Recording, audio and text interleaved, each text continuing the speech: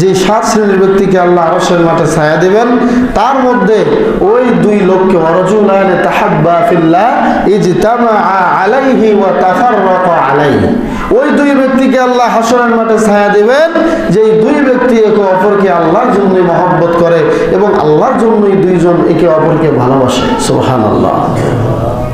এটা হলো আদর্শ পুরুষের 4 নম্বর বৈশিষ্ট্য। 5 নম্বর বৈশিষ্ট্য হলো পুরুষ যে হবে সে মসজিদে যাবে। মহিলাদের জন্য কিন্তু মসজিদে আসা ফরজও নয়, ওয়াজিবও নয়। কথা বুঝাইতে পারলাম?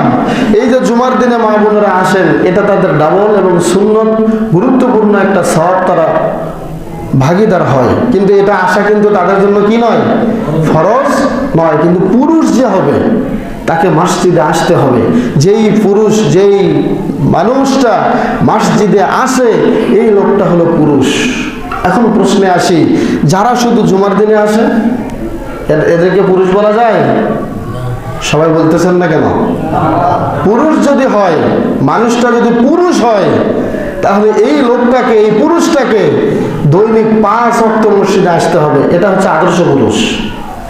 আর যদি না আসে তাহলে বলবেন যে একটা লম্পট পুরুষ, এর চরিত্রের মধ্যে সমস্যা আছে, এর বেয়াদব, এর মুনাফিক, এর মধ্যে নানান সমস্যা আছে, যার কারণে সে মসজিদে 5 ওয়াক্ত নামাজে আসে না। এটা আল্লাহর নবীর ফতোয়া। আদর্শ পুরুষ হতে গেলে আমাদেরকে দৈনিক 5 ওয়াক্ত মসজিদে আসতে হবে। এটা আদর্শ পুরুষের 5 নম্বর বৈশিষ্ট্য। আমি দলিলগুলো একটু কম করে দিচ্ছি কারণ লম্বা হয়ে যাবে অনেক।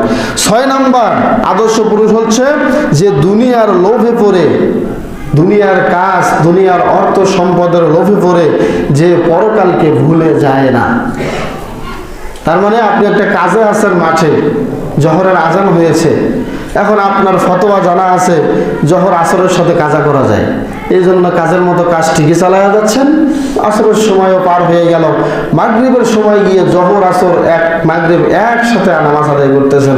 ধর্ম কি আপনার বাপ দাদার ধর্ম, নাকি আল্লাহ আল্লাহ রাসূলের নিয়ম মতো পালন করতে হবে? আপনি জোহরের রক্ত হলো, আপনি ক্ষেত থেকে উঠে আসবেন, এসে জোহরের সালাত আদায় করে আবার মাঠে চলে যাবেন, এর নাম ইসলাম। ইসলাম আপনাকে বলে নাই যে আপনার কাজ বন্ধ করে আপনি মসজিদের কোনায় বসে বসে থাকেন। এটা ইসলাম সমর্থন করে না। আমার ভাইয়েরা, মসজিদ আল্লাহর ঘর। আপনি যখন মাঠ থেকে, ক্ষেত থেকে যখন মসজিদের দিকে রওনা দিবেন, যখন আপনার শরীরে কাদা থাকবে, যখন আপনার শরীরে কোনো ময়লা থাকবে, মনে রাখবেন এই কাদাযুক্ত চেহারা নিয়ে, ময়লাযুক্ত চেহারা নিয়ে যখন আপনি মসজিদের দিকে পা বাড়ালেন,